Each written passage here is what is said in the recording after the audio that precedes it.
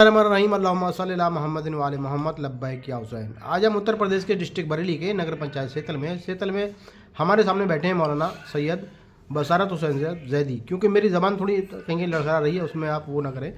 तो बहरहाल आप वल फजर टूर के नाम से एक टूर चलाते हैं जो करबला की ज़ियारत के लिए ज़ायरीन को ले जाते हैं। कौन सा कहाँ से ऑर्गेनाइज करते हैं इस टूर को, और कौन सा टूर होता है, किस किस जगह ज़ियारत के लिए जाते हैं?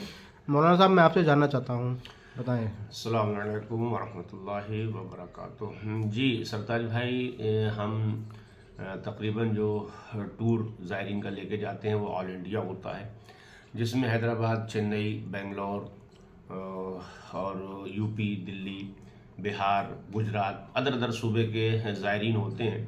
और अल्हम्दुलिल्लाह ये हम खिदमत कई साल यानी काफ़ी अरसे से अंजाम दे रहे हैं, और अल्हम्दुलिल्लाह कोशिश करते हैं कि ज़ायरीन की हद्दल मक़दूर खिदमत करें, और ये अजर हमें इसका शहज़ादी फ़ातिमा ज़हरा सलामुल्लाह अलैहा अता फ़रमाएंगी। टूर के एतबार से हम 3 कंट्री पहले जाते थे ज़ियारतों के हवाले से, एक इराक़ और एक ईरान और तीसरे सीरिया। अल्हम्दुलिल्लाह इस वक्त जो हमारा टूर गया, और अभी हम 2 दिन पहले वापस आए हैं, तो इराक़ गए और ईरान गए। सीरिया के हालात ना गुफ्ताबे हैं और ना साज हैं, अभी वहाँ पर कुछ बातिल ताकतें जो हैं वो मुसल्लत हैं, इसलिए अभी सीरिया का प्रोग्राम नहीं हुआ है। जी, तो अभी आपको जल्दी में ही एक टूर आपको लेके गए थे, कुछ ज़ायरीन सेतल के भी थे। सबसे पहले आप कहाँ पहुँचते हैं? सबसे पहले टूर आप कहाँ जी पहुँचते हैं? अभी जो हम टूर लेके गए थे, ये हम 18 जनवरी को यहाँ से निकले थे दिल्ली से, जिसमें हैदराबाद और दिल्ली और अदर स्टेट के लोग शामिल थे। हमारी बस्ती के भी तकरीबन 8 लोग शामिल थे। तो हमारा फ़्लाइट दिल्ली से डायरेक्ट नजफ़ के लिए था, और अल्हम्दुलिल्लाह नजफ़ के बाद हमने सारी नजफ़ और नजफ़ के अतराफ़ की सारी ज़ियारत करने के बाद हमने हिल्ले की ज़ियारत अंजाम दी। हिल्ले की ज़ियारत में जनाब शरीफ़ा बिनते इमाम हसन अलैहिस्सलाम हैं कि जिन्हें तबीबतुल मालूलीन कहा जाता है, यानी ऐसी डॉक्टर, ऐसी इलाज करने वाली कि जिस मरीज़ को सब ने जवाब दे दिया हो। अल्हम्दुलिल्लाह उस ज़री के सदक़े में, इमाम हसन अलैहिस्सलाम की वो बेटी, उनके सदक़े में ऐसे अफराद को भी वहाँ से शिफा मिलती है। उसके बाद मकाम हज़रत इब्राहीम अलैहिस्सलाम पर गए, वो जगह की ज़ियारत कराई जहाँ पर बकर इब्न अली अलैहिस्सलाम का मरक़द है, या फिर नमरूद ने जहाँ पर हज़रत इब्राहीम अलैहिस्सलाम के लिए लकड़ियाँ जमा की थीं और उसमें आग लगाई थी, और हज़रत इब्राहीम खलीलुल्लाह को उसमें डाला था। हज़रत अय्यूब अलैहिस्सलाम की ज़ैद शहीद की, और मकाम रद्द शम्स, यानी जहाँ से हज़रत अली ने सूरज को पलटाया था। तो ये सारी ज़ियारत शामिल हैं हिल्ले की ज़ियारत में। हिल्ले की ज़ियारत करके हम लोग वापस आए करबला, और वहाँ पर हमने होटल पहले से बुक किया हुआ था, वहाँ पर क़याम किया। 3-4 शाबान अल्हम्दुलिल्लाह विलादत हज़रत अब्बास, विलादत इमाम हुसैन अलैहिस्सलाम, उन्हीं के सहन में, उन्हीं के करीब, उन्हीं के हरम के करीब हम लोगों ने बड़ी शान व शौकत के साथ मखसूस आमाल और इबादत अंजाम दिए। फिर उसके बाद हम लोग निकल गए काज़मैन और सामर्रा की ज़ियारत करने के लिए, जिसमें काज़मैन में बहुत सारी ज़ियारत हैं।